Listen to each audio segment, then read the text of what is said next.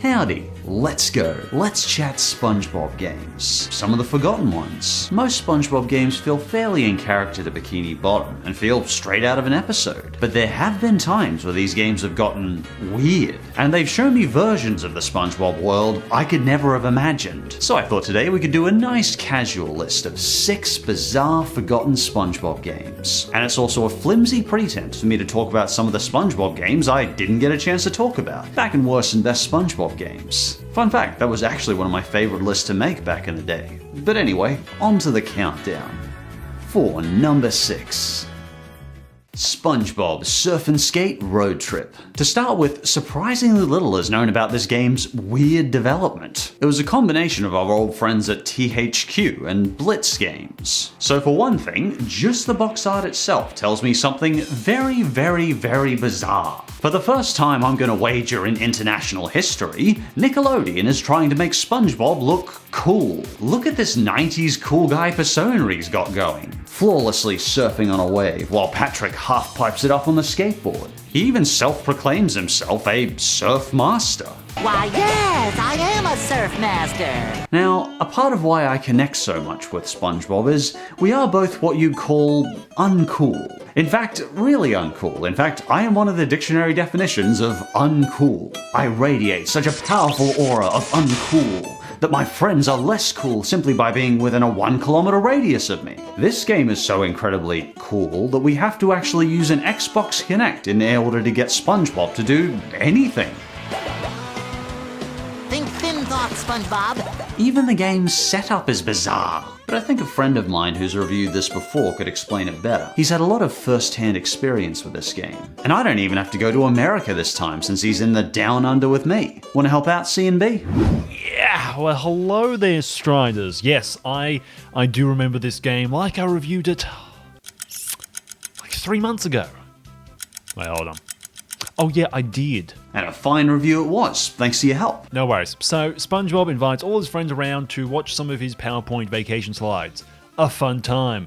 No doubt about that. And then it all gets interrupted so we can play a surfing and skateboarding game. How random. I understand they also use Camera Connect controls, and it's like one of those on-rails games. So yeah, we play as either SpongeBob or Patrick, surfing or skating through a variety of different island settings. How'd you find SpongeBob handled on the board? Well, unfortunately, the controls are really bad and extremely clumsy and unresponsive. The game's constantly either telling me that I'm too far away or too close to the camera, which is annoying. So basically, no room is the right size for the Kinect, and you can't lean left or right to control SpongeBob to go in those directions when you're surfing or skateboarding. You have to step over your own legs in this really awkward way that makes it feel like you're about to fall over the entire time. And yeah, the skateboarding is equally as awful. Oh man, what a waste. Like the Kinect itself, I loved the concept of this. The idea of people getting off the couch to actually move around and be part of the action as SpongeBob surfs through the waves is a fun sounding idea. The problem is we only have the option to play with clumsy, unresponsive camera controls. If the controls worked properly, I think I really would have liked this game. I like the beach setting, the concept, and I like the visuals and colors. Yeah, so I said about the same thing in my review, really. It could have been a fan favorite. It had a decent developer with it. I mean, they made Creature from the Krusty Krab. Like, it was a decent developer. It was just really rushed, and the controls, it's unplayable, really, at this state. Anyway, I better get going. You can find me at CMB Extra if you ever need me for one of these. Goodbye. Thanks for your insight into this game, C&B. I'll see you later. And for number 5, SpongeBob Boating Bash. When it comes to driving, I feel like SpongeBob focuses on his weaknesses. While I think it's important to know when to be persistent, after 78 failed attempts to pass the test, maybe it's time for him to bail on driving and keep taking the bus. It was my 78th time! Oh my. Or maybe I'm just mad because I failed my driving test 5 times before succeeding. Or maybe SpongeBob should just bail on driving well. As long as these pants are square and this sponge is Bob, I won't let you down. We'll just see about that. You see, in Boating Bash, SpongeBob is hired to maim and destroy drivers in their vehicles. Now that is working with your strengths, Spongy. You're doing what you're good at now. If you can't drive well, Spongy, then harness your talent for driving like a drunken megalomaniac. In our story today, the suspicious and ever-shifty Seymour Scales teaches SpongeBob his drive course. This, of course, stands for destruction, recklessness, impairment, velocity, and escape. But how does our reckless driving destruction actually control? Well, I'm happy to report the Wiimote handles pretty responsively, though unfortunately you won't be able to use the classical GameCube controller for this one, which is a shame because the GameCube controller is my favorite controller of all time. Our goal is to crash our boat into as many vehicles as possible and completely decimate our targets. And honestly, years of driving well can make this process surprisingly cathartic. Yeah, you're it.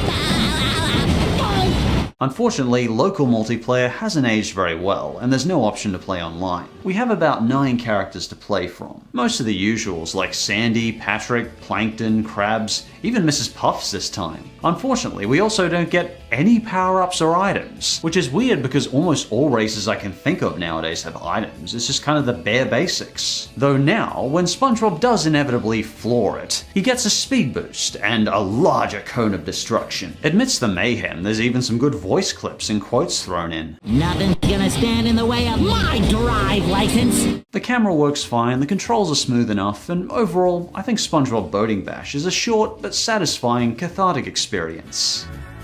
And for number 4, SpongeBob, a day in the life of a sponge. You know, history has taught us that there have been some truly strange choices made by people of the past, like the dimwit who introduced rabbits or cane toads to Australia. Real smart thinking there, guys, there goes our crops. Or when someone thought a Trojan horse would be a pleasant decoration inside their fort walls. But the bizarre choice of today was the production of the V-Smile gaming system, a well-intentioned edutainment system for young children that majorly flopped and was quickly discontinued. Though I suspect when anything gets the tagline edutainment, it's doomed to being about 5 minutes away from inevitably becoming a doorstop. Anyway, this failed console contains the exclusive cartridge, or smartridge as you might like to call them, of A Day in the Life of a Sponge, a SpongeBob edutainment game. And yes, that scream of terror you just heard was probably you. Be afraid. Be very afraid. With our badly designed controller in hand on this nauseatingly coloured, hideous paperweight, our goal is to live a day in SpongeBob's shoes. Here we'll be traversing such fascinating adventures as getting dressed, having a shower, collecting groceries, flipping patties, and going to a boating lesson. And because apparently these activities were too stimulating, we can only perform such activities by doing math and spelling exercises. But I should be clear, I always applaud the effort of anyone to give any person of any age an entertaining educational experience. But I am left wondering if this edutainment game ended up being used as a punishment device for misbehaving kids. My boss is coming to dinner, kids. You better behave or you'll be subjected to 20 minutes of playing Life of a Sponge. Oh, the humanity! Let's try that again. Once again, I feel like there's a good idea here, because there's a surprising chunk of variety in the settings here. The creators of this game obviously did their research on the characters and world of Bikini Bottom. They knew the kind of places SpongeBob and Patrick would go and the kind of things they'd do in an average episode. Plus, I have to give credit once again to Tom Kenny for once again doing the lines for SpongeBob. Well done. It seems like the team were trying their best with a limited budget and a stringent edutainment goal. But it seems SpongeBob's absurdly mathematical and literate day was quickly forgotten, quickly enveloped in an abyss of bad console sales. However, I am a realist, so today I proudly present to you the true Life of a Sponge. The one on my sink. No need to thank me. Your tolerance of YouTube's advertising on my videos is all the thanks I need. Number 3.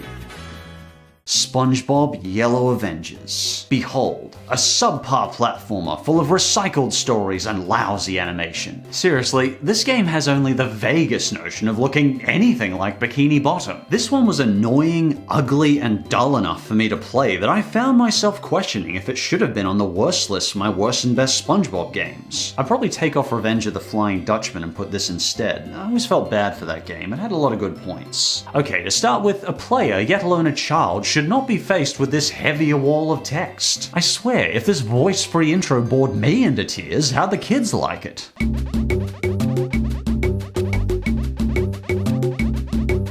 Secondly, this music is some of the worst, most stock-grade elevator music I've ever heard in a SpongeBob game. And even that's an insult to elevator music.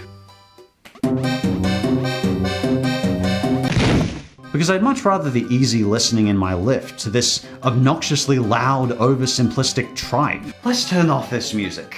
Okay, now that the welling terror in my gut has ceased, let's see what the actual gameplay is like. With zero voices and nothing but walls of text and flat visuals to greet me, I hoped I'd at least enjoy a good old-fashioned platformer. And, well, I guess it was a tolerable adventure platformer for 20 minutes or so.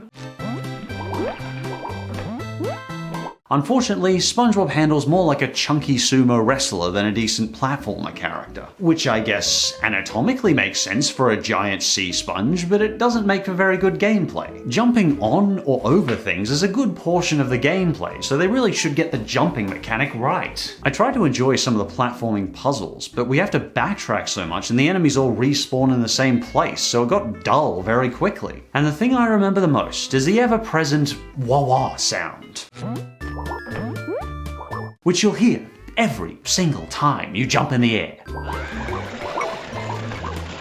In terms of visuals, this is some of the most ugly, boring graphics I've ever seen in a SpongeBob game. Look at these dull, blank landscapes. At least Revenge of the Flying Dutchman had way more personality in terms of its visuals of Bikini Bottom. At first I thought maybe my game was broken, but when I looked at Let's Plays, everyone else had these sad, empty backgrounds too. I don't know, couldn't they have at least given the sea a shade of blue instead of a shade of black? Even the Game Boy Advance game Super Sponge, which had far inferior hardware, looked way better than this. It just takes real talent to turn a place as beautiful as Bikini Bottom into the bowels of Hades' underworld toilet. I'm sorry if I ranted on, but I was just so disappointed by this shovelware dreck. I really wanted a decent 2D platform with SpongeBob in it. Anyway, Yellow Avenger was lazy, generic, and boring in every way it could be.